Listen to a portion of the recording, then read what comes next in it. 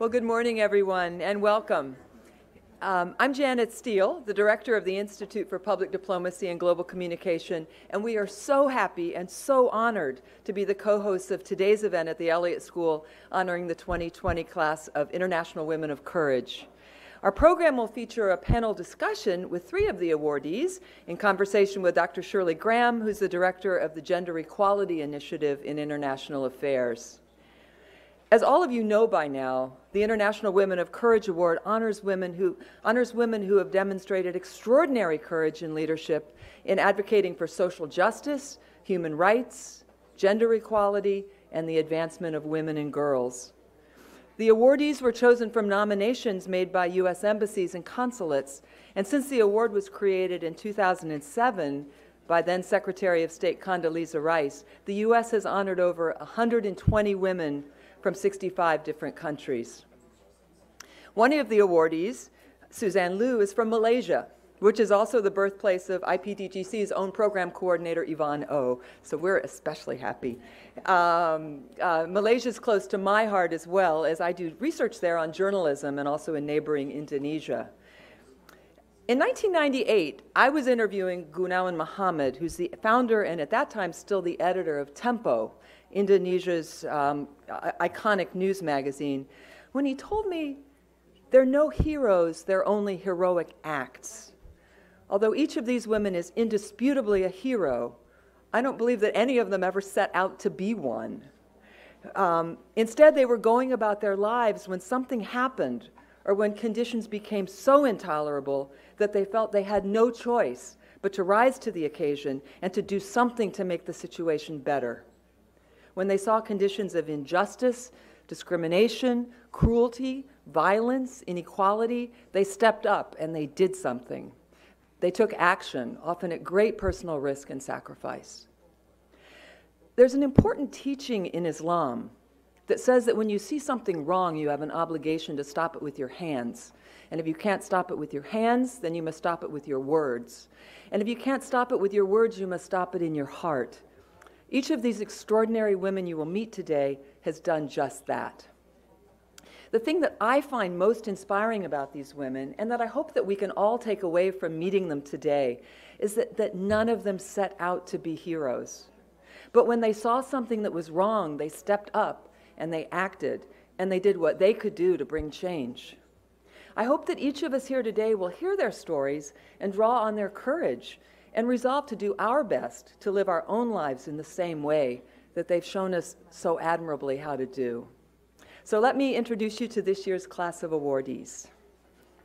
So when I call your name, would you mind standing up? Okay. Zarifa Ghaffari of Afghanistan. Actually, I want to read a little thing about each one of them, so how about if you wait to applaud until after I tell you about them? Okay, so Zarifa, after successfully launching and operating a woman-focused radio station, Afghanistan's Zarifa became mayor of Maidan Shar in conservative Wardak province at the age of 26. She's being honored for defying death threats and showing that a woman can lead, even in conservative and conflict-affected Afghanistan, and for inspiring women and girls across the country. Okay, our next honoree is Lucy Kacharian of Armenia. Do you want to stand up? As a dedicated journalist, Lucy is being honored for championing the rights of children with mental health issues and emerging as a leading voice in the fight to combat psychological, physical, and domestic violence against women and children. Next we have,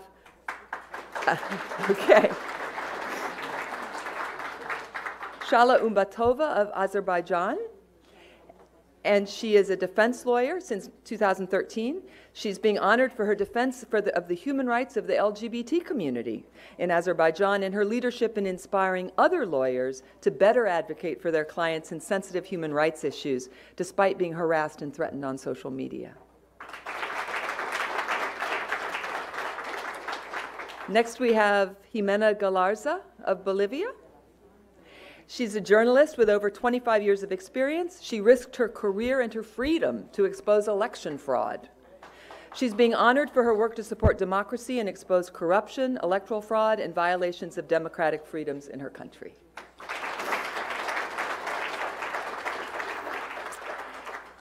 Clara Draaga of Burkina Faso. She is the president of the Sangma, I have trouble with this one, with the Sangma Negre Association for Women's Development. Clara is being honored for her visionary efforts and leadership to promote positive solutions to eliminate female genital mutilation and cutting, and her role in empowering women in rural areas, even as Burkina Faso has descended into a state of ongoing insecurity.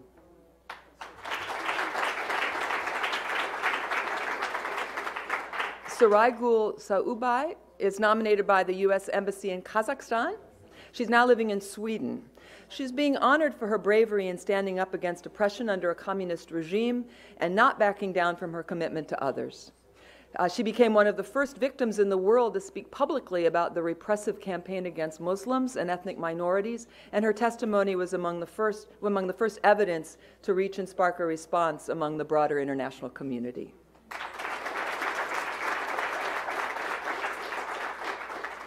Suzanne Liu of Malaysia is being honored for her selfless dedication to fight on behalf of members of religious minorities who disappeared in Malaysia or who face persecution for their beliefs. She's endured police harassment and death threats, but has never stopped actively pursuing justice, including on behalf of her husband, Christian pastor Raymond Koh, who was abducted in 2017.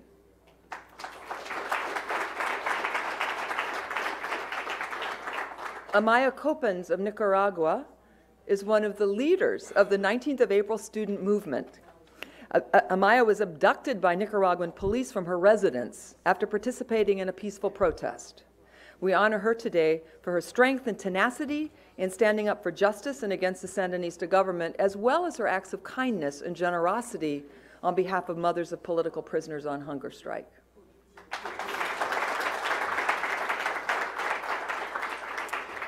Gelila Hider is a human rights attorney who advocated against forced disappearances and atrocities against the Haraza community. And she's being honored not only for strengthening opportunities for women and children, but also for taking up the cause of other vulnerable communities in Pakistan.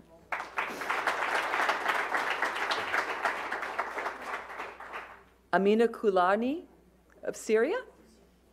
There she is, okay, is a survivor of the Assad regime's detention and torture centers. Amina is being honored for her fearless dedication to helping the families of forcibly disappeared Syrians and for having the vision to be a founding member of Families for Freedom, a woman-led organization launched in 2017 by families whose loved ones had been detained and disappeared in Syria. Yasmin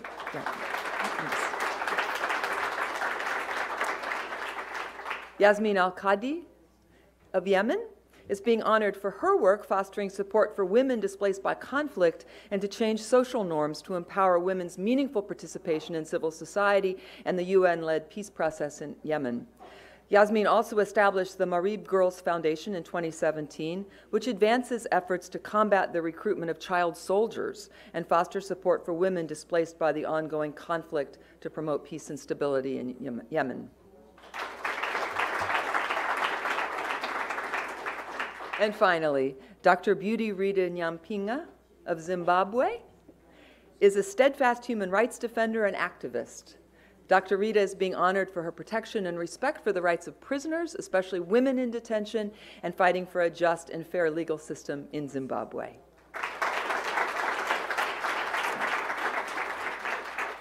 I would now like to call on Amina, Amaya, and Dr. Rita and Dr. Shirley to please come up for our panel discussion. Thank you so much.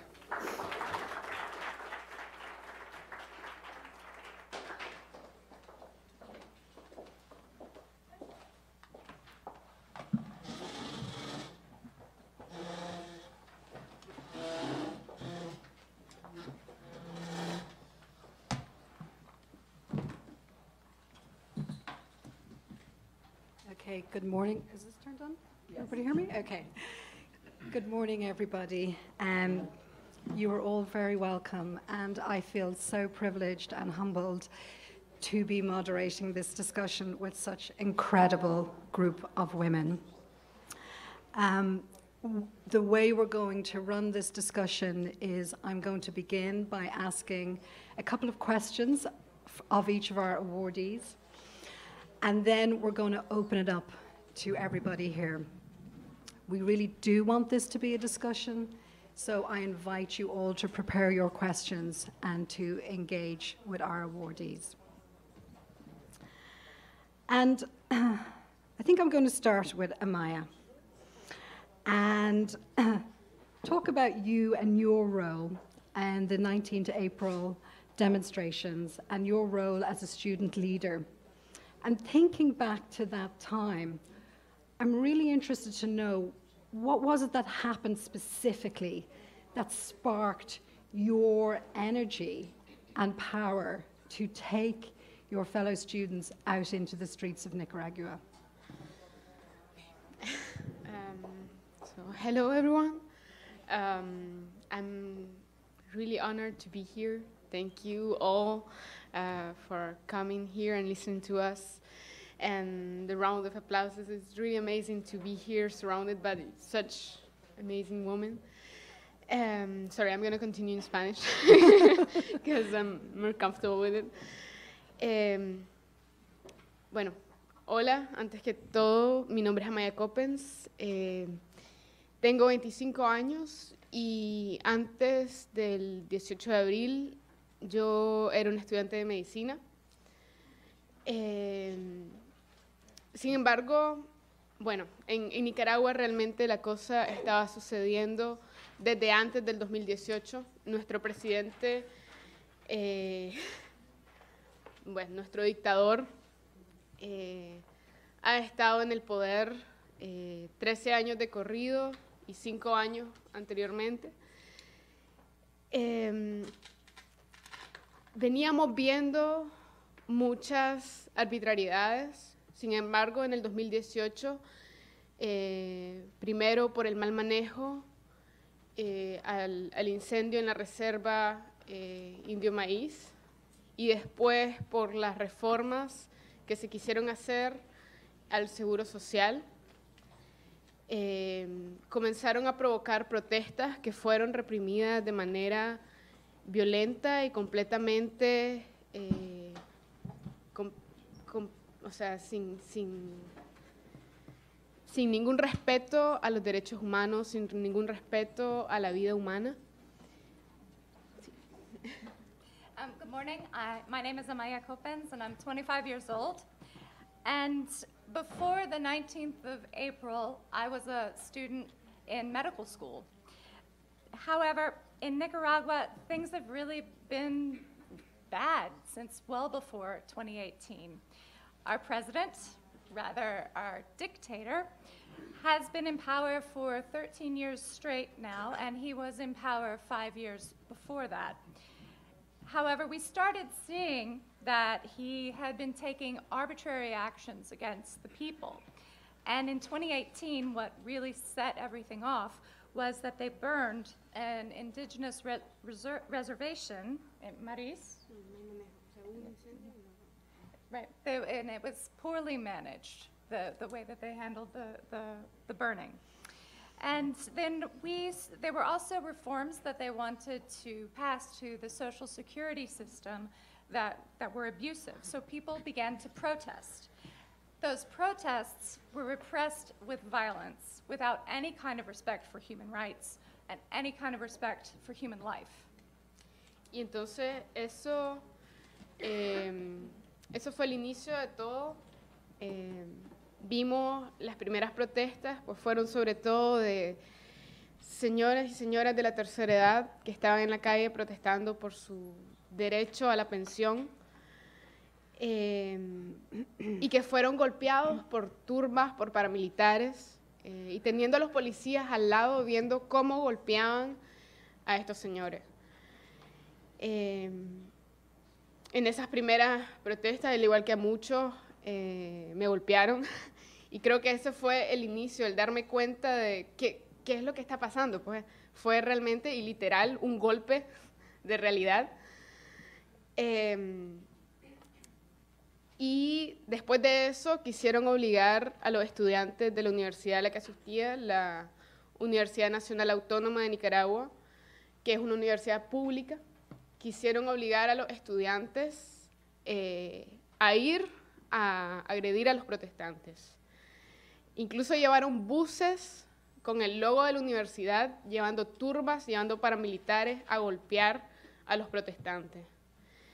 Entonces, como estudiantes, eso ya fue la gota que derramó el vaso, y nos fuimos. Salimos de la universidad,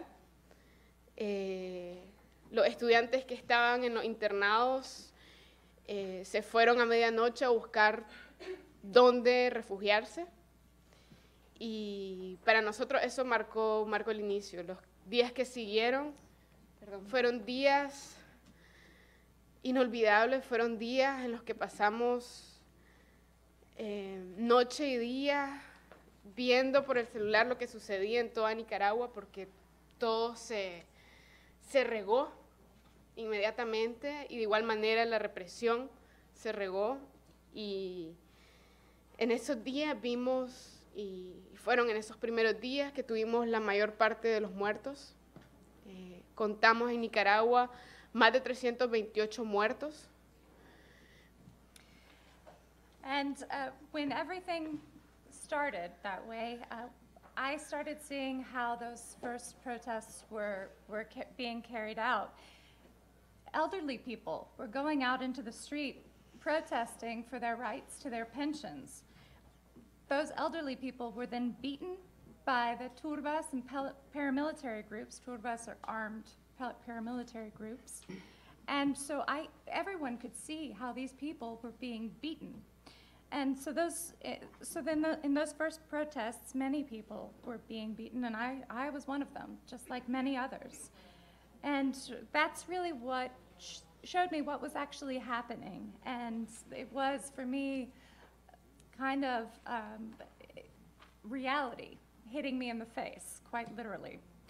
And so then the government wanted to force students in the public university, the National Autonomous University, to go out into the street to beat the protesters.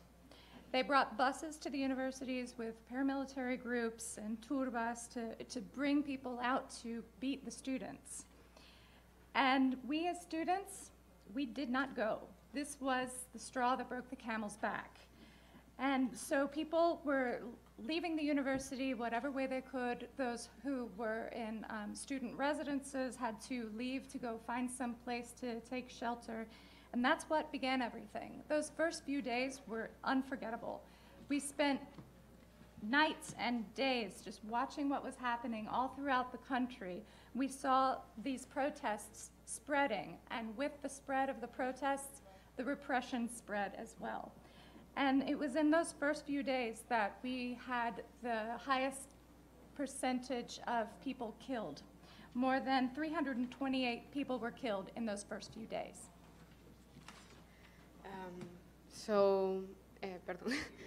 Después de eso, pues, para todos nosotros fue imposible simplemente regresar a la normalidad,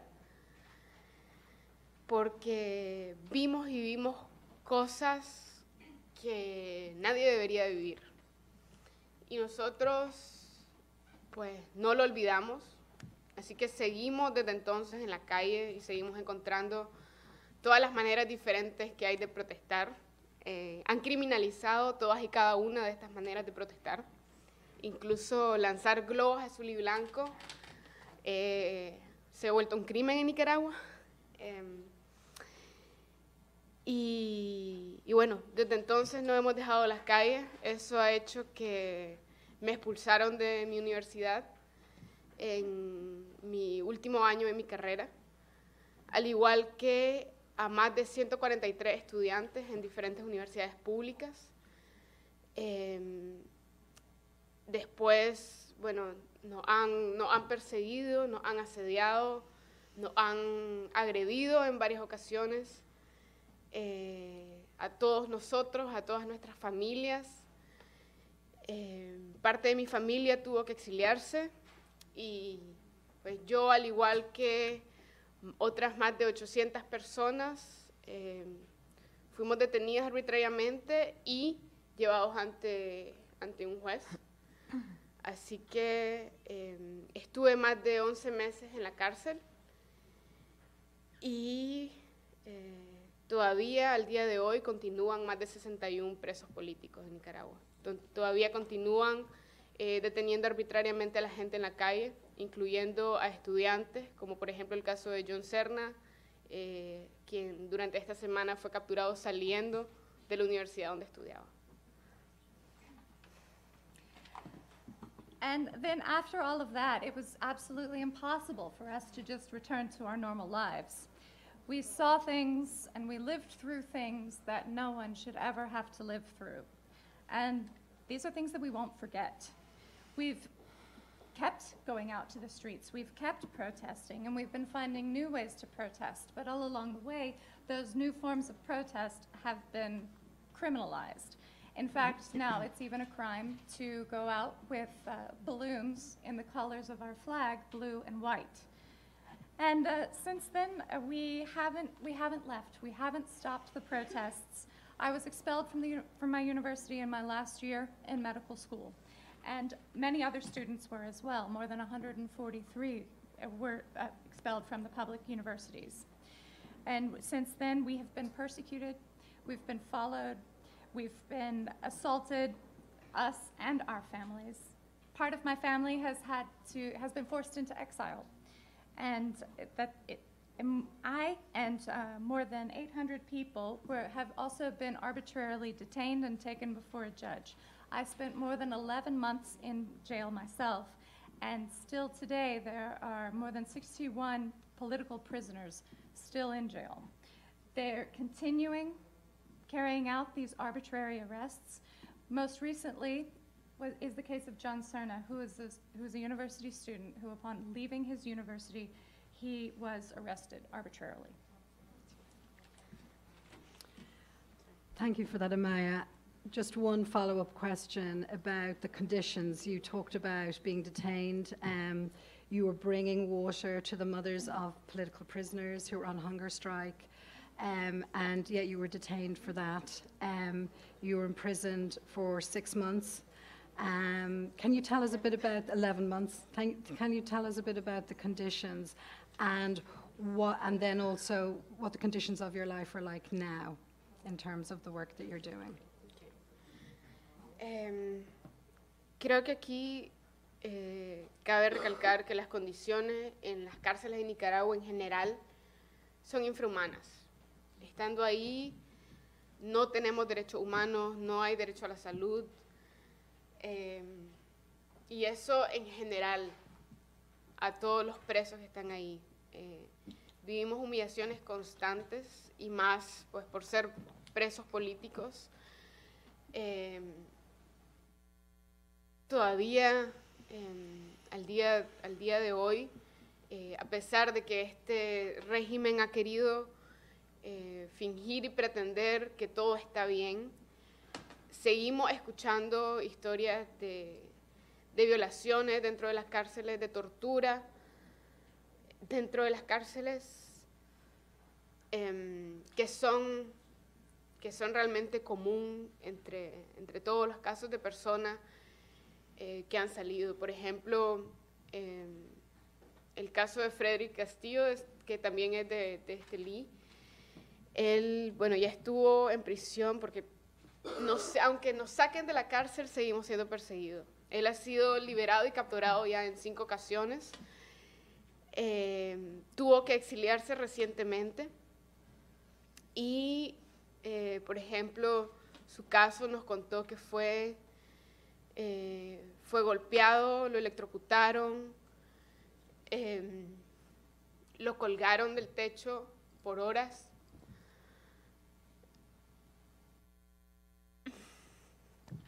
Perdón. It's also important that we emphasize that the conditions in the jails in Nicaragua in general are inhumane. And this is true for everyone, all prisoners in jail in Nicaragua. They're denied their human rights, they're denied their access to health care. But we as political prisoners were subjected to even more versions of humiliation and poor treatment. our government wants to pretend that everything is normal in Nicaragua, that everything's okay. But we're still hearing about cases of rape and torture in our jails. And this is something that all people who are getting out of jail have in common. I can tell you about the case of Freddy Castillo, who has been jailed and released 5 different times, because even when we are released from jail, we are not free. He was forced into exile recently, but in his case, he has told us about how he was beaten, how he was electrocuted, and how he was hung from the ceiling for hours at a time. Sorry. Realmente, bueno, en el tiempo en la cárcel, pasamos ahí mucho tiempo con el resto de personas. Recientemente pude reencontrarme con una persona que estuvo conmigo en la cárcel.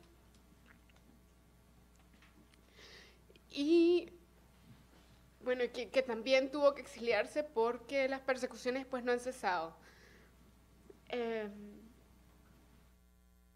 Así que me contó más historias que muchas de estas mujeres que estuvieron conmigo en la cárcel no contaron en ese momento.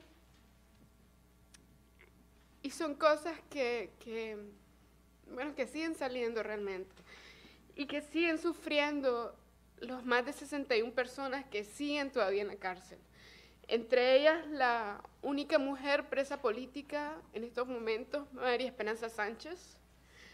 El primer preso político que está en la cárcel desde el 2011, Marvin Vargas, y que sigue en la cárcel, completamente aislado. También Norlan Cárdenas de Masaya, y que por ser de Masaya, un pueblo aguerrido, ha sufrido una violencia extrema. Y bueno, esa es la realidad de los presos políticos. Todavía hoy en día siguen dándose masacres, asesinatos, con la complicidad del ejército, de la policía, sobre todo en las zonas rurales, a los campesinos nicaragüenses, y en las zonas indígenas. Recientemente, en enero, hubo un ataque a la comunidad halal en la reserva de Bozaguas, donde asesinaron a 6 personas, incendiaron 26 casas, incendiaron el centro de salud, la escuela, las iglesias, y todo esto es parte de la violencia generalizada que seguimos viviendo en Nicaragua. Todavía no hemos conseguido justicia por los más de 328 asesinatos. Todavía no sabemos dónde están los más de 124 desaparecidos, que es la lista oficial que tenemos. Sabemos que hay muchos más, que por ejemplo están en cárceles clandestinas, como fue el caso de Javier Mojica, que pasó 10 meses en una cárcel clandestina. Y seguimos siendo asediados, seguimos siendo acosados, no tenemos libertad ni de educación, ni de salud, ni de asociación, ni de expresión. Recientemente, en el entierro del poeta y padre Ernesto Cardenal, nuevamente agredieron a los periodistas en Nicaragua, porque a eso le tienen miedo, a que se sepa lo que está pasando en Nicaragua. Enviaron a 2 periodistas al hospital,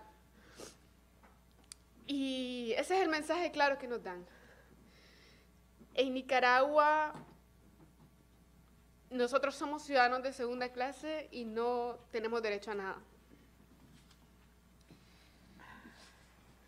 And so really, the time that I spent in jail is similar to the time that many others have spent in jail. And I was able to spend a lot of my time with other people who were with me.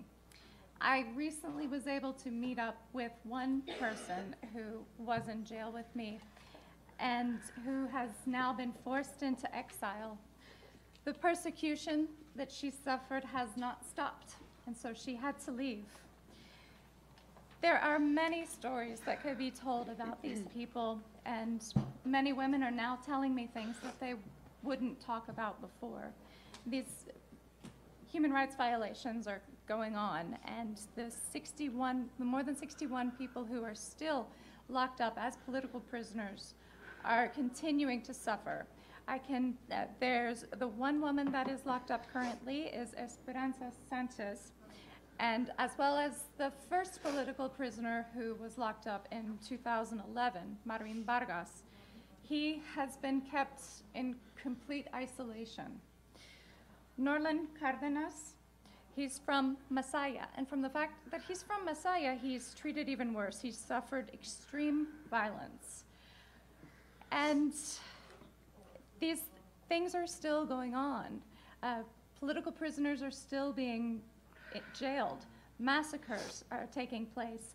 Murders are taking place with the complete complicity of the military and the police officers, especially in rural areas and in indigenous areas. Recently, a reservation was burned. 6 people were killed. 26 homes were burned. Their health center was burned. Their schools, their churches were burned. And this is just part of the generalized violence that we see all over Nicaragua. We haven't been able to bring justice for the families of the 328 people who were killed, or for the more than 124 people who have been disappeared. And that's on the official list. We know that there are more. Some people are being kept in clandestine jails, such as Javier Mujica, and he has, as well as many others, he's been there for more than 10 months now. We've been assaulted, we've been harassed, and we've been denied our rights to freedom, to education, health, assembly, and expression. Also, at the recent burial of Ernesto Cardenal, 2 journalists were sent to the hospital because they were beaten for covering the story of his burial. That's what they're afraid of. They don't want this story to be known outside of Nicaragua. In Nicaragua, we are second-class citizens. We're denied all of our rights. Well, Amaya, thank you for telling us the story.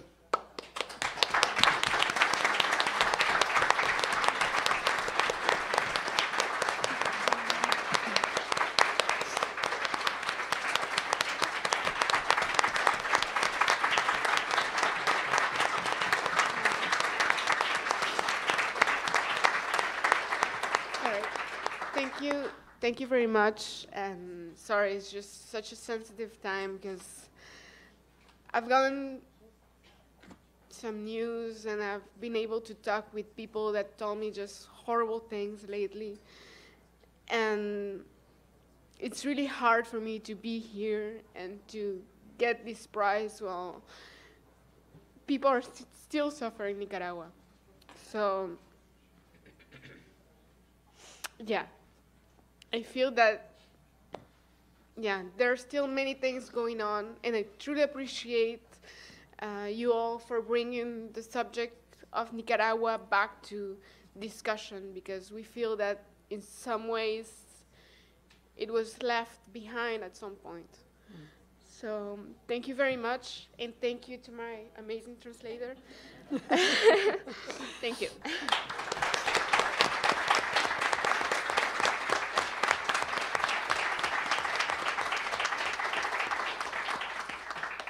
And Amaya, just before I turn to Rita, just to say that I know every person in this room deeply appreciates the courage it took for you to share your testimony. And I have no doubt that when we go into the Q&A portion of this event, there are going to be many messages of solidarity for you and for the people of your country. Thank you. Okay. So I'm now going to turn to Rita, who is sitting on my right. And Rita has been a human rights defender in Zimbabwe for over 35 years.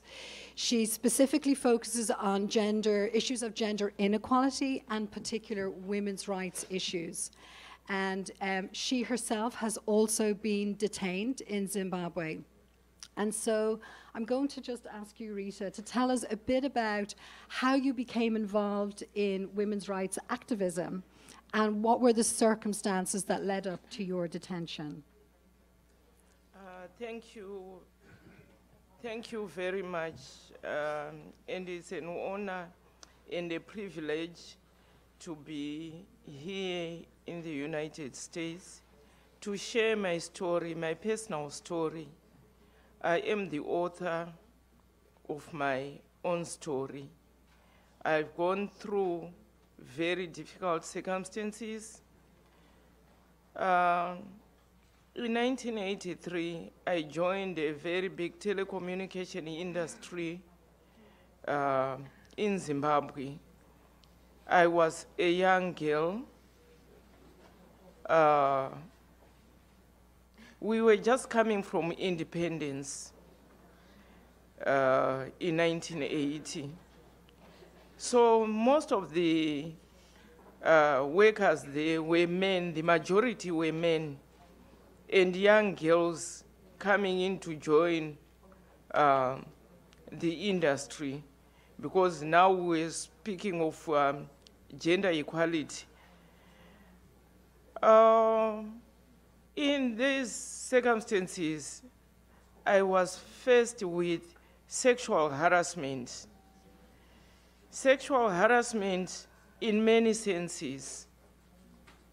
You were not allowed even to go to the bathroom. You were given time to be in the bathroom. If you come back late, you were asked to write why have you delayed to come back from the bathroom. And since we were working with other women who were not empowered enough, they thought it was normal. But for me, I said it wasn't normal. I remember being suspended from work for voicing out. And at that time, I joined the biggest trade union in Zimbabwe, Zimbabwe Congress of Trade Unions. I went through the workers' rights, education, and all. But still, it did not make any difference. The sexual harassment continued. Remember, in 1994, I was pregnant with my last child, and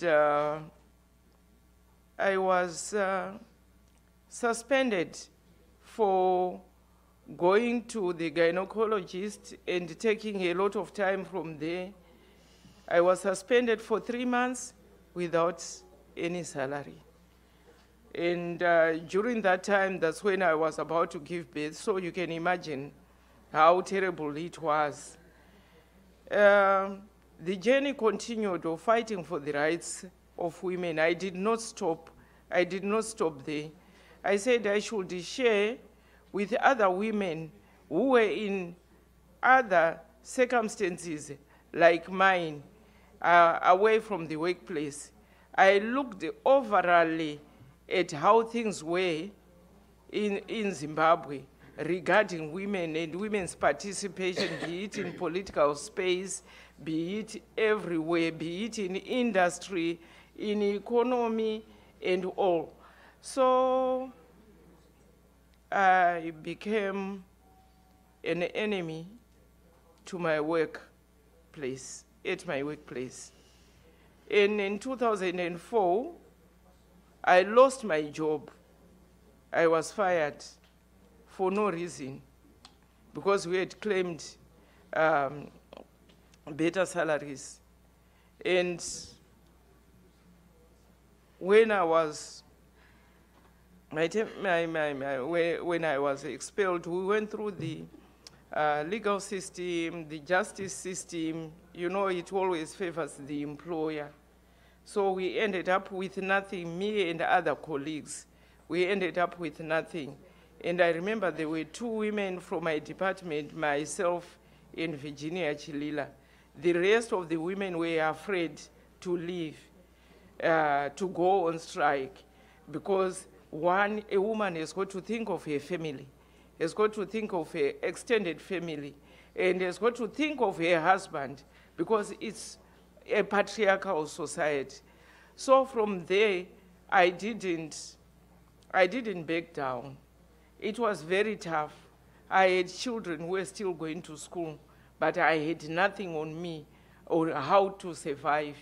So I started being a human rights defender for sure. The first thing that we did was in 2007,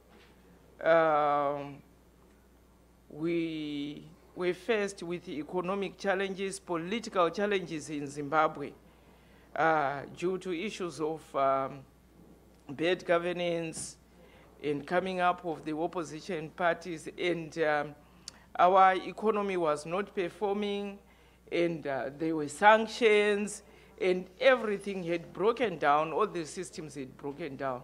So the issue that drove me most, that led me to be arrested in 2007, as Zimbabwe Congress of Trade Unions, we gathered all the social movements because there was no antiretroviral drugs. People were dying. The hospitals had no medicine. So we went for a demonstration. We were arrested, and some were beaten heavily. I was even beaten myself and arrested. We were put in a very big truck. Men and women were all put in that big truck, and we were transferred to a holding cells that were not used by anybody. That's why we were put in there for 7 days.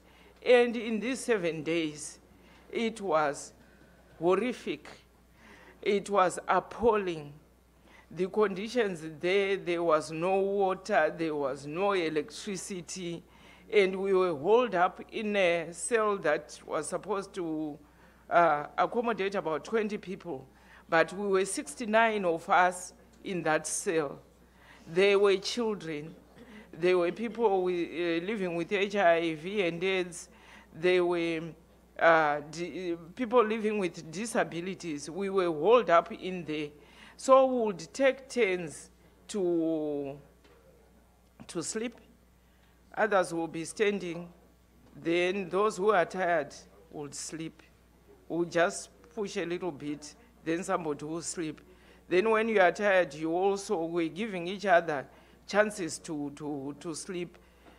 It was horrific for me, and that picture up to now does not get out of my mind.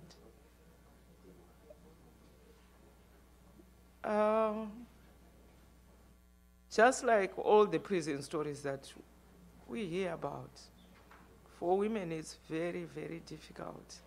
It's not easy, because what happens when you are arrested, your system is shocked.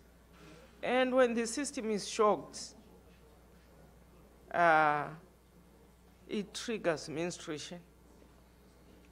So you can imagine there's no water. There's nothing. There's no sanitary way. We were not even allowed to get sanitary way. And the food, we were given food as when they wish to give us food. And we were later released. You can imagine, you are just released. There's no charge. There's no nothing. There's no case raised against you. You are just told to go back home. We had some married women with us. What were they going to say to their husbands? Where were they? it was a very, very difficult situation. So from there, I started thinking about those women who are arrested every day, maybe for petty crimes, for whatever crime. Because I went through it. I knew and I know how bad it is.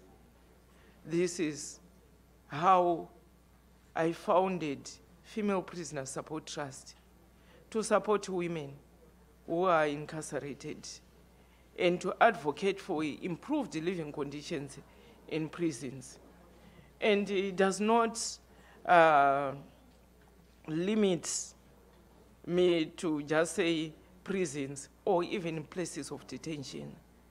There are so many places of detention. If we look at the world order now, where women are in detention, in places of detention with their children, with nothing on them. The conditions are hard.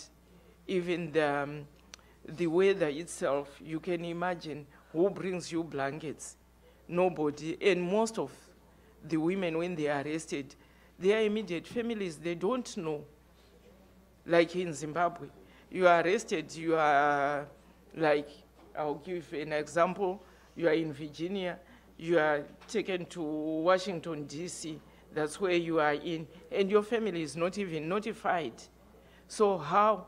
There is no, like, care packages where if you are you are incarcerated, or if you are arrested, you are given a care package where there's soap, there's what. You wait for well-wishers or from your family. So this is the work that I started doing together with my other colleagues. And in that, we discovered that there were so many gender discrepancies when we look at how women are treated during and after imprisonment. Men are celebrated to be heroes, whereas women are taken as very bad people, very irresponsible. How can you commit a crime and forget that you've got a family to look after? Even be it political or whatever, but woman is bad, is not supposed to. So those are some of the things that I said, if we are not speaking, we all speak about the rights of women, and nobody wanted to speak of the rights of women who are in prison, who are incarcerated. We speak of our rights when we're outside here. Well, health, we can't access health, we can't access food, we can't access water. How about those who are behind bars? Where do they get the water from? If the government cannot provide water and electricity to the ordinary person who is out in the street, how the prison is the least they will ever think of. So I started doing that work. We have our own challenges, challenges of meeting with so many women, young women, and issues to do with access to justice. Accessing justice for women is very expensive. Nobody wants to, although they are pro bono lawyers, but it's not everyone who gets that service. So women end up, because the courts themselves, they are intimidating. Even today when we are arrested here, let's suppose somebody comes to pick us here, and we go, we are arrested, you just get into court, and you don't have a lawyer, you don't know the legal language. Even right now we are speaking of lawyers being arrested. We have here as a lawyer, she has been arrested. We have Gelila, she's also facing threats, but these are legal people who are supposed to be standing in for women who want legal services, but they are also a threat to the justice system. to the political order. So for us, it's really a very big challenge that we have to deal with, because if we don't have lawyers in place, if we don't have food, if we don't have care packages that we are talking about, the woman's life remains very poor. And in our research that we have been doing, issues to do with sexual reproductive health and rights haven't been well addressed for women in prison. They haven't. We don't talk about them. And also, the other thing that we discovered in our research, speaking to these women, is how they are treated after incarceration. After incarceration, nobody wants to live with a thief,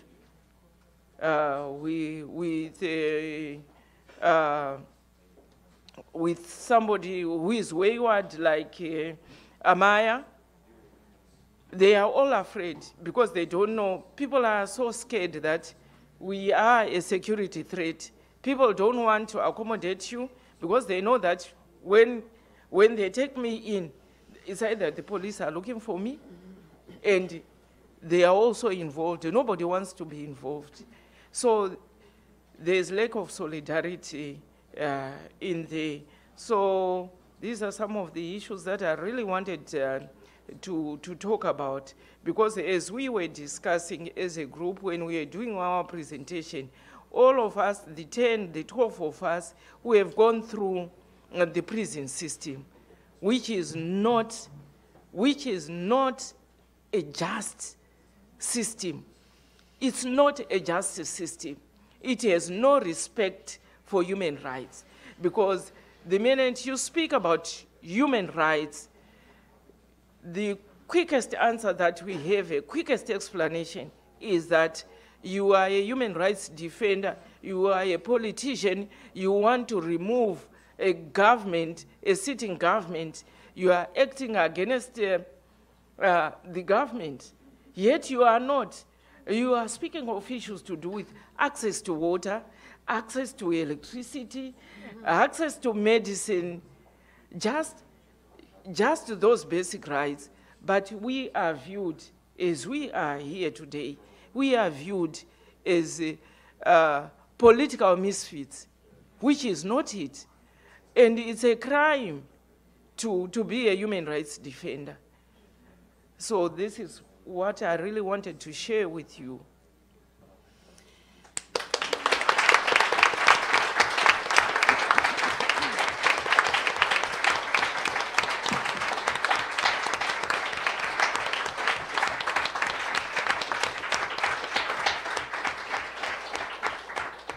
Rita, on behalf of everybody here, thank you so much for speaking out on behalf of women's rights and for gender equality and for creating the Female Prisoners Support Trust in Zimbabwe. And again, I'm sure in the Q&A portion, there will be messages of support and solidarity and ways of connecting with you after our panel today. So thank you. Thank you very much.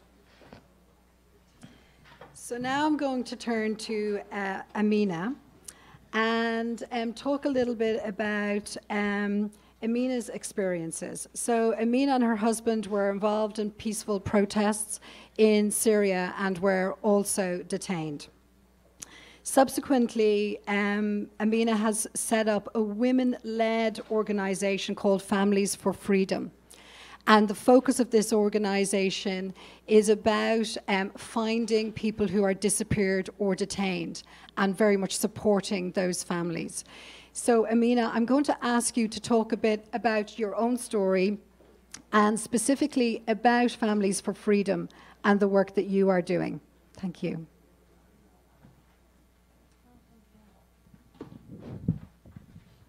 Hello, everybody. My name is Amina. I'm from Syria. I speak Arabic. Yeah. في بداية عام 2011 ظهرت رياح الربيع العربي في منطقة المشرق وفي الوطن العربي. وصلت إلى بلدي سوريا، فانطلقت المظاهرات في شوارع دمشق العاصمة في سوريا. خرج الشباب والنساء يهتفون للحرية، يرقصون ويغنون على نشيد الحرية.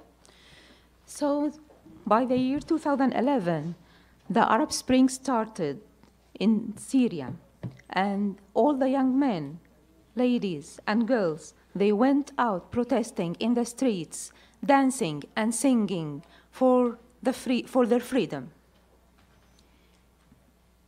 خرجت مع أخي وأصدقائي نشارك في هذه التظاهرات، نطالب النظام الحاكم في سوريا وهو نظام بشار الأسد بالعدالة، بالحرية، بالديمقراطية، بحقوق الإنسان، حيث كنا في سوريا نعيش في دولة ذات حكم شمولي فاشي معروف للعالم باستبداده وبقبضته الأمنية المخابراتية. لذلك بالنسبة لنا كل من كانوا معي من زميلاتي وسمعت قصصهن عرفوا أن سوريا لها ميزة، أن الحكم والاستبداد يتميز بقبضة أمنية شديدة.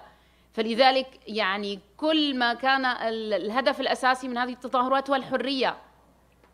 So I went out to protest with my brothers, with my friends, and we went out to the streets asking for freedom, for justice, and to take down Bashar al-Assad regime, which was well known as a totalitarian regime, and it was fascist as well, and it's well known all over the world. كانت المظاهرات سلمية، حملنا فيها الورود، هتفنا بالحرية، حملنا الورود لنقول للناس أننا سلميين لا نريد شيء، لنقول حتى لعناصر الأمن من كانت ترسلهم السلطة ليقتلوا المتظاهرين: نحن وأنتم سوريون فلماذا تقتلوننا؟ ما كان الرد إلا بإطلاق الرصاص الحي مباشرة على المتظاهرين. قتل من قتل واعتقل الباقي في بداية الثورة. So we went on peaceful protest, carrying flowers, giving the flowers to the soldiers, to the military, and telling them, both of us are Syrians, so why are you killing us? But the reply was shooting us by live bullets, and the rest of us were detained.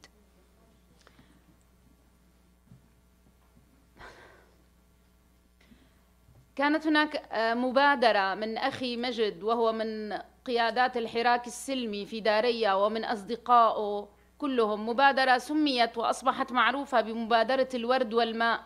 خرج المتظاهرون يحملون زجاجات من الورد بنفس هذا الشكل. So there was this initiative done by my brother Majd. It was a peaceful initiative. They carried a bottle of water with some flowers attached to the bottle. This is the picture of my brother Majd.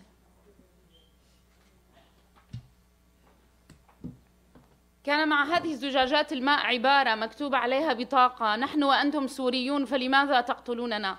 And there was a card attached to the bottle. And on this card we wrote, "You and us are Syrians, so why do you kill us?" لكن الرد لم يكن إلا باعتقال هؤلاء الشباب وزجهم في السجون، وضعهم في سجون عسكرية وقتل من قتل منهم. But their reply was, detain everyone. Everyone was detained. They put them in military prisons. اعتقل النظام أخي مجد وأخي عبد وأخي محمد وكل أصدقائي، كل من شاركوا في الثورة في المظاهرات السلمية، وزجهم في السجون. لم يعد هناك عنهم أي خبر.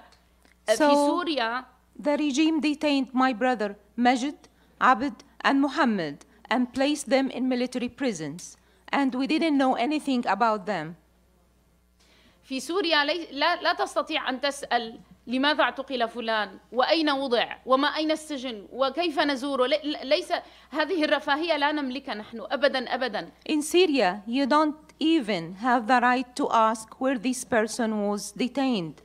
Where is the place? How can we visit them? You don't have this right. We don't have the pleasure even to ask. ربما إذا ذهب الأب فسأل عن أولاده لماذا اعتقلوا أن يعتقل الأب، وحالات كانت كثيرة جدا. And even if the father went to ask about his son, the father would be detained as well. الكثير من الأهالي رفضوا توثيق أسماء أولادهم عند الاعتقال لدى الصليب الأحمر أو لدى منظمة العفو الدولية، خوفاً من أن يستطيع النظام أن يعرف بتوثيقهم فيقوم باعتقال الأهالي. And many parents, they refuse to register the names of their detained sons with the Red Cross or the International Amnesty Organization because they were afraid if they do so, they will be detained as well. بعد ذلك قام النظام بمداهمة بيتي واعتقلني مع زوجي من أمام أطفالي. After that, the regime attacked my house and detained me, my husband, in front of my children. أحياناً في سؤال بينطرح علي، بس بالنسبة لكم هو سؤال كتير منطقي للشعب الأمريكي أو الأوروبي. Sometimes I get this question a lot. Maybe for you it's logical. بس بالنسبة لنا نحن السوريين وحتى باقي العرب وحتى زميلاتي اللي جايين من دول مستبدة، بالنسبة لنا نكتة هذا السؤال. But for us, Syrians, and maybe all my colleagues here from Arab countries, this question is just a joke. لما كنت وثق اعتقالي كان يسألوني الجهة اللي دخلت واعتقلتك ما قالوا لكم هن مين وليش عم يعتقلوكم؟ ما أبرزوا بطاقة؟ ما أبرزوا إذن اعتقال؟ They are asking me, those people who arrested you, did they show you any ID? Did they tell you where they are coming from? From which authority? From which organization? في سوريا الاعتقال هو خطف. For us, in Syria, being detained is equivalent to being kidnapped. لما اعتقلوني كان طرق على الباب شديد شديد، فتحت لقيتهم بوجهي 8 جنود مدججين بالسلاح، دخلوا انتشروا بالبيت، كسروا البيت وعملوا فوضى واخذوني. بهي الطريقه يؤخذ المعتقل. لما سالتهم امي انه شو بدكم فيها، شو اخذونا، قالوا لا نحن بنطلق عليك الرصاص اذا سؤال ثاني. So they knocked on my door. When I opened the door, I found 8 soldiers and they came in. They destroyed everything in the house. They took me and my mom, when she asked them, why are you taking her? They told her, shut up, otherwise we will shoot you. المعتقلات في سوريا أشبه بالقبور، لا شمس، لا ضوء، هي تحت الأرض، غذاء فقط قليل جدا، نوعية سيئة، ليس هناك أي ظروف صحية. كما ذكرت زميلاتي، أنا دائما أشبه السجون المعتقلات السورية بالمعتقلات النازية في الحرب العالمية الثانية. So the prisons in Syria is just like graves. All the prisons are underground, no water, minimum food, no sanitary conditions, like my colleague here mentioned. All the prisons are like the Nazis' camps. بالنسبة لي كان السجن هو ثمن لموقف أنا أخذته، لذلك بالسجن كان كتير مهم إنه أنا حافظ على قوتي، حافظ على طاقتي.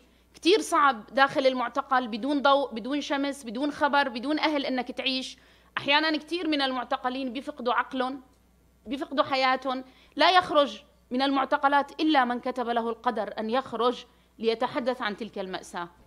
So for me, the prison was just the price for all the efforts that I was doing. So I was determined to stay strong and to stay powerful for my cause. But it was very difficult because there was minimum food, there is no light, there is no sun. كان مهم أنا وزميلاتي بالمعتقل نلاقي طريقة نقتل الوقت فيها. It was very important for us to utilize our time and to find something to do. Otherwise, we will either go mad or that we will be dead. كنا نجمع حبات الزيتون، كان يجينا على الفطور 5 حبات زيتون كل واحد. So we used to have for breakfast 5 pieces of olives. كنا نجمع بذر الزيتون وبعدين أنا صنعت منه هاد. We collected the seeds of the olives and I made this necklace out of olive seeds. ممكن تسألوا كيف انصنع. Maybe you have this question in mind. How did I manage to do so? كل 5 حبات هن نهار بالزنزانة. Each 5 seeds took me the whole day. كنا نستخدم الثقابة فقط لنفتح مجال هون لنساوي ثقب. We used to use the pin, a small pin, just to make the hole. وبعدين نستخدم الجدار نحكها بالجدار ليكبر الثقب. And then we scratch it by the wall so the hole can get bigger.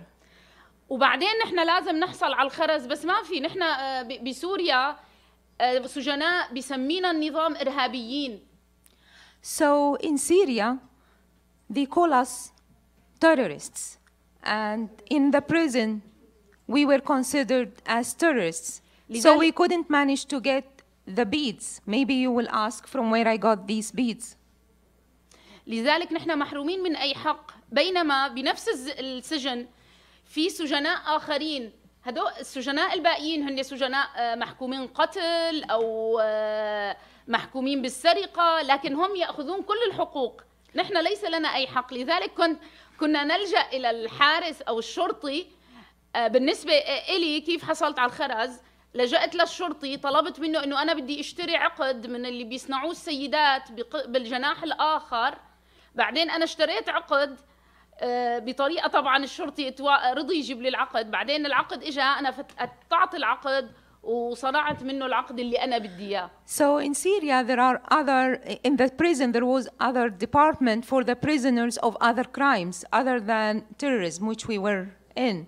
So I told the guard, can you buy me a necklace from the other prisoners? And she cooperated with me and she got me a necklace. So I just cut the necklace, took the beads and used it to do my necklace. اليوم هذا مو بس أنا ما كنت بعرف أصنعه.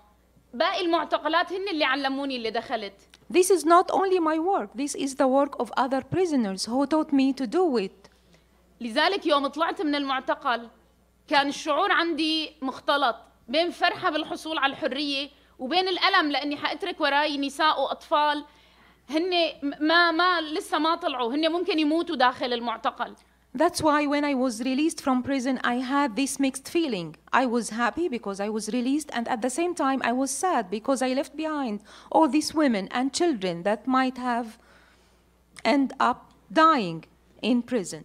لذلك أنا وعدتهم كون صوتهم بكل المحافل الدولية وأطرق كل الأبواب وأقرع كل الأجراس ويبقى هذا العقد معي عم يجول العالم ليحكي عن عظمة وتجربة هدول النساء وقديش هن حتى بتحت الأرض قادرين يصنعوا زينة ويصنعوا حلي فما بالك لو حصلوا على حريتهم هدول النساء. That's why I promised these ladies that I will be their voice for the whole world. Whenever I go, I take this necklace with me to show the whole world what these women inside the prison managed to do. Imagine if they get their freedom. بعد خروجي من المعتقل عاد النظام لطلبي مرة أخرى فغادرت إلى لبنان بطريقة غير شرعية وهناك التقيت بمجموعة من السيدات السوريات الرائعات الذين مروا بنفس تجربتي. So after I was released from prison, the regime was still after me. I managed to flee to Lebanon illegally, and over there I met great Syrian women with whom I cooperate now to do what I'm doing. واتفقنا معا نحن أصحاب القضية نحن من جربنا المعتقل نحن من فقدنا أحبة في المعتقل وما زالوا وراءنا في المعتقل اتفقنا أن نؤسس رابطة وحركة لعائلات المعتقلين تكون هي القائدة والرائدة في المطالبة بحقوقهم وأطلقنا حركة عائلات من أجل الحرية في جنيف شهر شباط 2017 وهذه صورة من وقفة الإطلاق من أمام الأمم So I started with these ladies an organization by the name Families for Freedom, and we started it from Switzerland on February 2017. This is the picture of myself and the other ladies from Geneva. كنا هكا 5 سيدات فقط. We started by 5 ladies only. ومن هون وباسمكم جميعا بوجه لهم تحيه فدوى محمود ونورة غازي وبيان شربجي واسماء السقا. نحن اللي انطلقنا سوا. طبعا اليوم زاد عددنا عن 100 سيده بعد 3 سنوات، بس وقتها كنا 5 سيدات فقط. Over that time we were only 5 ladies. Today we are more than 100, and from here I would like to greet all of these women with me in this organization. Fadwa Mahmoud, Noura Ghazi, Bayan Shurbaji, and Asma As-Sakka. بعد ذلك أطلقنا فكرة باص الحرية، وباص الحرية في هو الباص الأحمر المشهور في شوارع لندن. حملناه صور أحبتنا وأصبح يجول في العواصم الأوروبية. انطلق من ساحة البرلمان في لندن ليصل إلى برلين، إلى بروسلز، إلى باريس، وقريبا سيكون في السويد. هذا الباص يجول ليتحدث عن الألم الذي يعانيه المعتقلين في سوريا، وستكون محطته الأخيرة بإذن الله في دمشق، حيث المكان الذي يعتقل فيه كل أحبتنا. And then we started another initiative by the name of Bus for Freedom. And this is the Red Bus of London, touring the streets of London and going to Berlin, started from the Parliament Square and going to Berlin, to Brussels, and it will end up by Damascus, where all our beloved ones are detained. بفترة بحثنا عن الحرية ومطالبتنا بالحرية لأحبتنا، سواء المعتقلين عند النظام السوري وهن الأكثر، أو المعتقلين عن باقي أطراف الصراع بسوريا يلي معتقلين عن داعش أو قسد أو جيش الإسلام أو أي جهة اعتقلت، نحن نطالب من كل المعتقلين عن سوريا. بهي الفترة بمنتصف عام 2018 أرسل النظام أصدر وثائق في السجلات المدنية في دمشق أبلغنا فيها للأسف أنه تم إعدام أولادنا في سجن صيدنايا. So while we are working for the freedom of all the detained ones, not only from Assad regimes, but also from Daesh, from Qasad, from Islam military groups. During that time and on 2018, the Assad regime sent us a letter stating that my brothers were executed. كان لنا الخبر كالصاعقة، كنا نبحث عن حريتهم فأصبحنا نبحث عن قبور لهم. This was a shock for us. We were looking and asking for freedom. Now we are looking for their graves. سلمنا شهادات وفاة بأنهم كلهم ماتوا في السكتة القلبية. In the certificates, it was mentioned that all of them died of heart attack. في مدينة داريا فقط أصدر ما يزيد عن 1000 شهادة وفاة. In Daria only, there were 1,000 death certificates issued by the regime. وبطريقة غير رسمية نحن استطعنا أن نعرف من طرق متعددة أن النظام قام بإعدامهم كل النشطاء السلميين بنفس اليوم. And through our connections and through bribery, we came to know from the people working there in the prison that the regime executed everybody, about 1,000 people in one day. النظام كتب بشهادات الوفاة، كل الشهادات كانت 15/1/2013 الساعة 22. تخيلوا معي إنه كل هؤلاء الناس ماتوا بنفس الساعة. On all the certificates that the regime issued, the date was 10th of January 2013 and the hour of 22. Imagine the 1,000 certificates, all of them, they died at the same time on the same day. لذلك نحن في عائلات من أجل الحرية أصبح لدينا طلب أكبر، وهو نريد قرار من مجلس الأمن بإطلاق الفوري لكل من بقي معتقلا في سوريا ومعرفة مصير من اختفى. لذلك تحدثت في آب الماضي في جلسة، قدمت إحاطة في جلسة رسمية لمجلس الأمن أطالب فيها بهذا القرار ربما نصل يوما ما إلى حرية من بقي منهم. That's why in Families for Freedom we are pushing for the Security Council resolution to release all the detainees in Syria. And I spoke in one of its sessions last August asking for the release of all the detainees. شكرا كتير لاستماعكم، وشكرا كتير للخارجية الأمريكية اللي منحوني الجائزة يلي هي بالنسبة إلي هي بطاقة عبور لكل وفتح لكل الأبواب يلي ممكن تساعد بإصدار قرار ينقذ من بقي منهم حياً، والإسراع بإصدار هذا القرار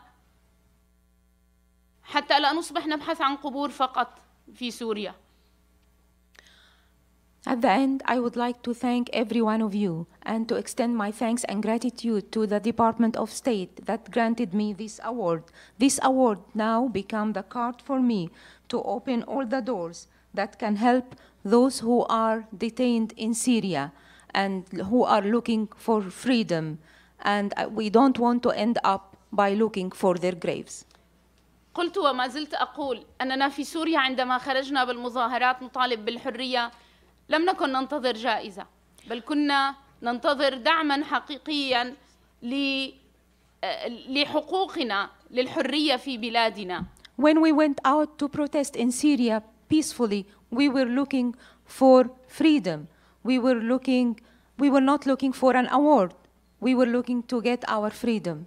الجائزة الحقيقية التي أنتظر أن يمنحني إياها العالم ويمنحها لزميلاتي وللأمهات السوريات هي حرية أبنائهم وحرية سوريا.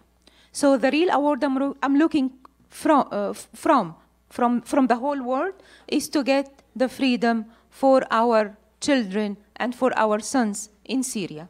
Thank you so much. Thank you, Amina.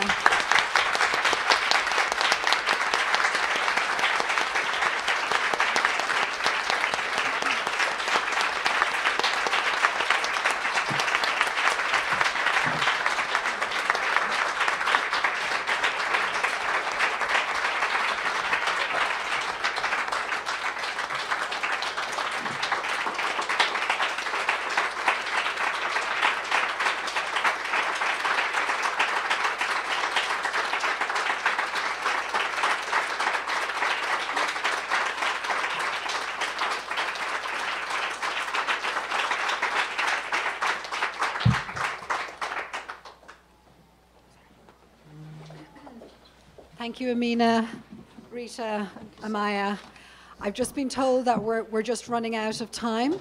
So if everybody's comfortable, we'll just extend by about 10 minutes and take some questions, just 2 or 3, and answer them quickly in the next few minutes. And then we're going to continue the conversation outside, and there will be time to meet each of our awardees outside afterwards. So thank you. So I'm just going to take a question from over here. If you could just stand up, and I'm going to take 3. If you could just stand up, and then I'm also going to take a question from over here and at the back over there. Yeah. Okay, so yeah, if each of you could stand up, and then we'll bring the microphone around. We'll ask all questions first of all, and then I'll ask each of the panelists to answer one of the questions, okay, in the interest of time. And if you could just introduce yourself briefly as well, that would be very helpful. Thank you. Yeah, thank you so much for all the panelists. I'm honored to hear your story. And my name is Draaga. I'm from Syria, from CCSD. I just want to say that it's very important to hear the story that you are saying every day about the detainees, the female detainees in every place around the world. We know that the Security Council resolution issued a statement, resolution on missing people around the world. It's not gendered. What we need is to make sure that your voices louder and more making sure that the resolution is more gender sensitive. I cannot wish for more than what you said in this panel to tell everyone around the world how important is making sure that taking gender sensitivity approach when we are talking about detainees and missing people around the world. Thank you very much. Thank you. Can we have a microphone over here, please? Yeah. Thank you. Good morning. My name is Mireya Cabrera. I am from Global Ties, and I'm from Mexico. First of all, I want to say thank you to State Department because they're bringing these amazing women to tell us their stories. And thank you to them in special because they're sharing something that I am sure we're not even able to understand because we haven't went through to all that they have been through. Yes. My question is to all of them. And it's like how you specifically see that this program, the International Visitor Leadership Program from the State Department, actually contribute not only with your develop right now, telling us your stories, how it is going to contribute in the future with your communities, with your with what you can do in your countries. And the second question is specifically for Amanda, and I'm going to do it in Spanish. ¿Qué consideras que podemos hacer en el mundo, pero algo tangible, para apoyar y de verdad contribuir a que este tipo de injusticias que se viven en Nicaragua, que se viven en México, que se viven en Colombia, que se viven en África, que se viven en muchos países de Latinoamérica, en tema de violencia a la mujer, deberíamos de hacer? Sí, tenemos que hablar, pero creo que hablar no es suficiente. Hablar va mucho más allá de expresar y hacer escuchar nuestra voz. Creo que la seguridad de todos y todas, en especial de mujeres vulnerables y de niños vulnerables, es algo que se tiene que trabajar de una forma mucho más profunda. And I'm going to translate it. So what do you think, Amaya, that we actually can do right now or in the near future to actually do things that it can be like more deeper in our society, not only that we hear your voice, that we hear women's voices, what else we can do as a society, as a government, as an institutions to actually make justice for all the women and men that are suffering violence around the world. Thank you. Thank you. And before we answer that question, I just want to go to the third person. There was another woman just behind. Yeah. So if we could have your question, that'll be the final question. Thank I'm you. Carolina Borjas. I'm a student at Pepperdine University, and I'm also an intern at the State Department. So first of all, I just wanted to say thank you so much for flying all the way from your country and from other places to come and speak to us. I find your voices very empowering.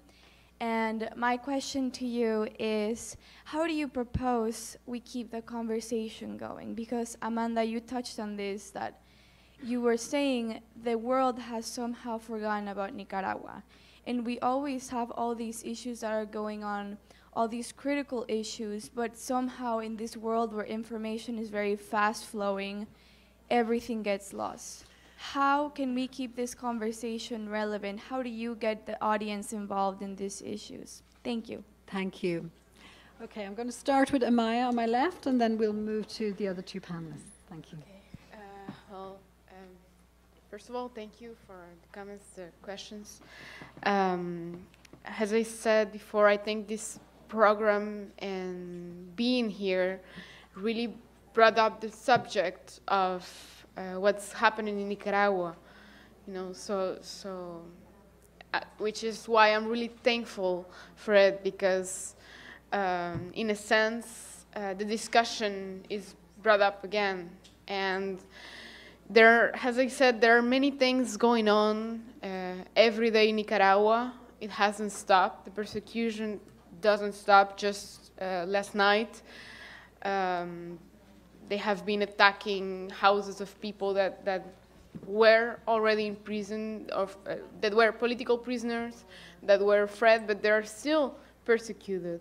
So the house of Byron Estrada was attacked last night again, and as well as many of the houses, for example, in León,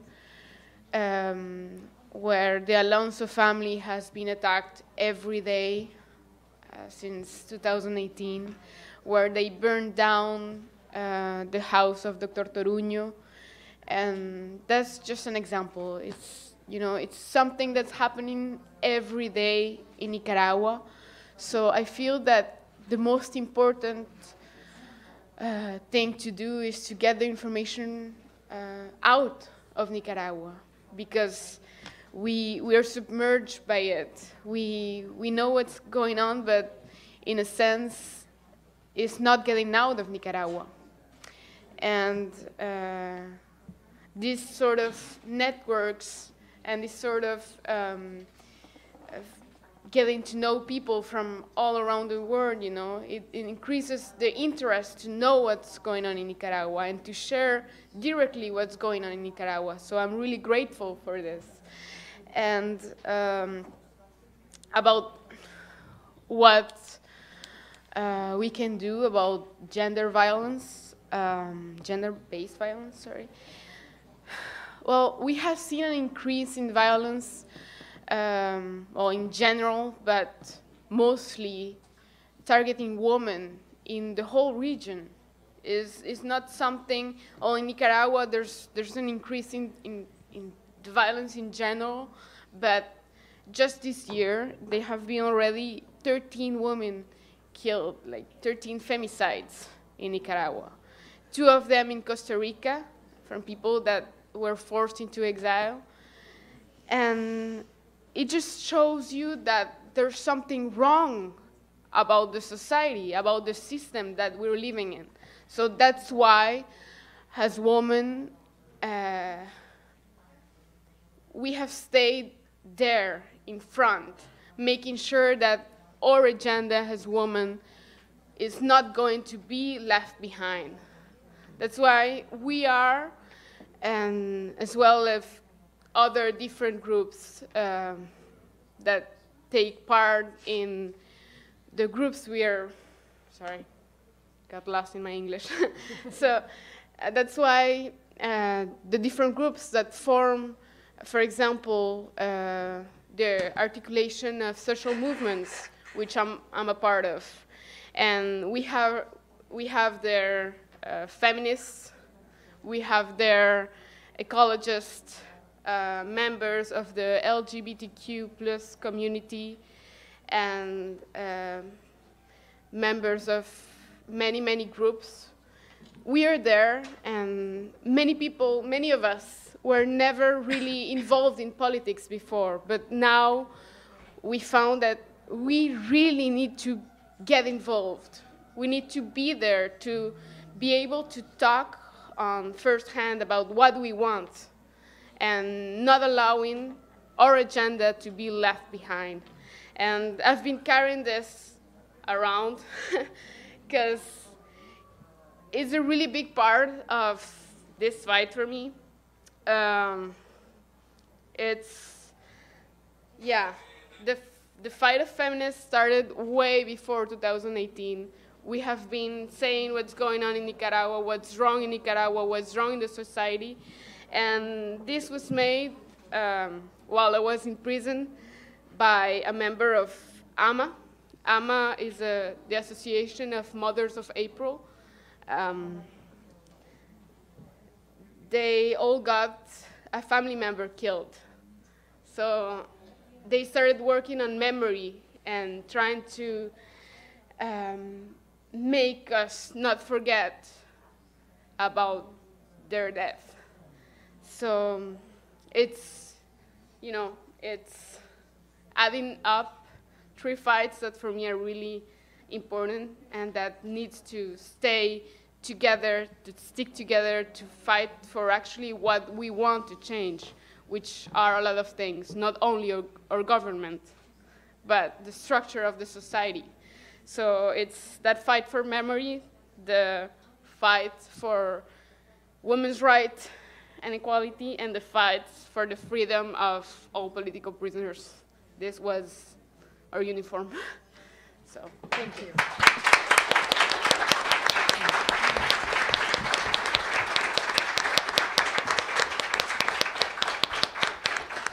Thank you, Amaya. I'm just going to turn to my 2 panelists here, and just for quick closing remarks, if you want to respond to any of those questions. Thank you. Thank you very much.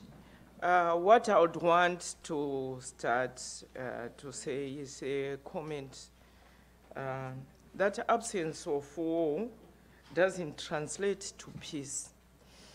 Even those peaceful countries that we consider to be peaceful, when there are no guns, there's a lot of gender-based violence.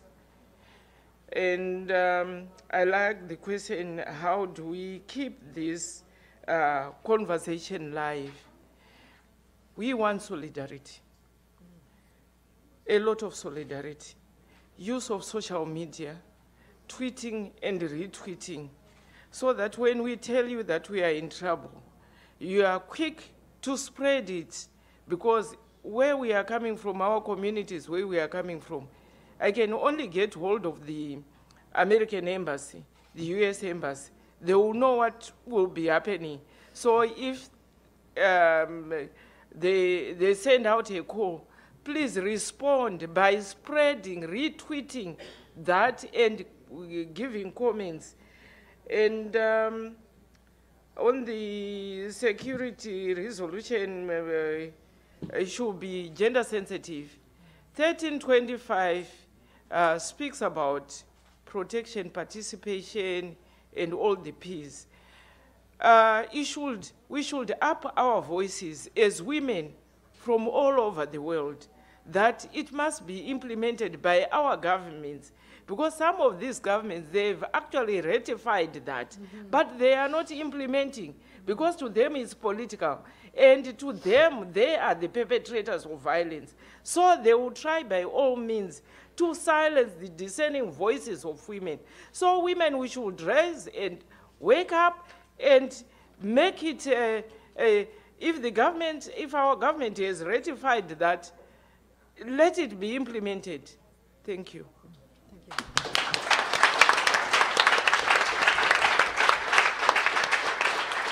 Amina. Thank you. نحن في بريطانيا، أنا أعيش في بريطانيا، عندما نقوم بأي فعالية من أجل دعم حقوق الإنسان في سوريا، من أجل المعتقلين، كان يسألنا الحضور كما سألتم ماذا يمكن أن نقدم لكم، كيف نستطيع أن نخدمكم، نخدم قضية حقوق الإنسان. كنا نقول لهم لا أعرف إذا هذا الأمر موجود هنا، أرجوكم قوموا بإرسال رسالة إلى البرلمان المسؤول عنكم في مدينتكم، اسألوه ماذا قدمت الحكومة من أجل الدعم والدفع باتجاه حرية المعتقلين في سوريا، باتجاه حقوق الإنسان. So when we do any activity in Britain, where I live now, to ask for the freedom of the detainees, the audience used to ask me, what can we do for your cause? And my answer was always, please speak to your congressmen or women and ask them, what did they do for the sake of supporting our cause, for getting the freedom of those who are detained in Syria? هذا كفيل بأن يعني يعطي شيء من الدعم.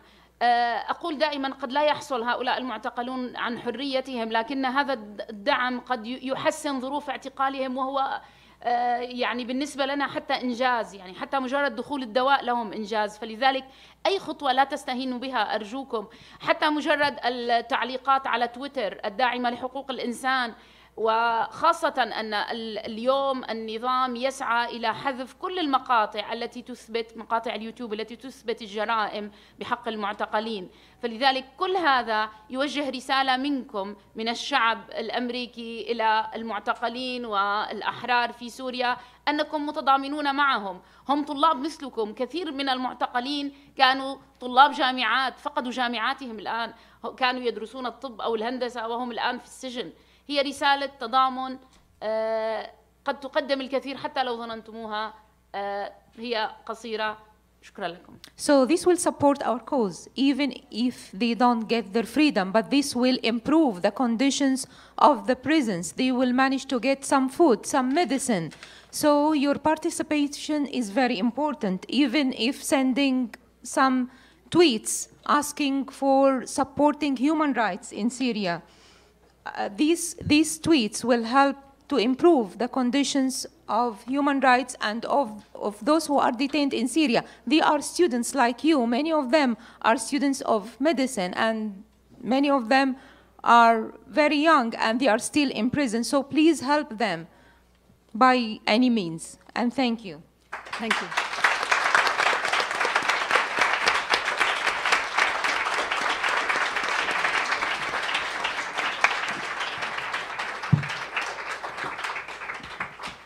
So just thank you to everybody, and a final round of applause to all the Women of Courage 2020. Thank you all so much.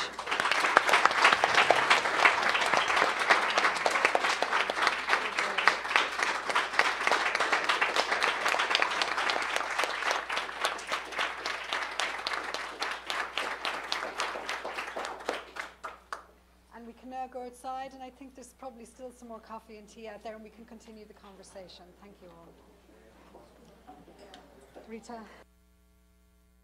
And everyone, if you're interested in sharing a live streamed video of today's conversation, we encourage you to go to the Elliott School's YouTube page, and it'll be the most recent video. So thank you for sharing.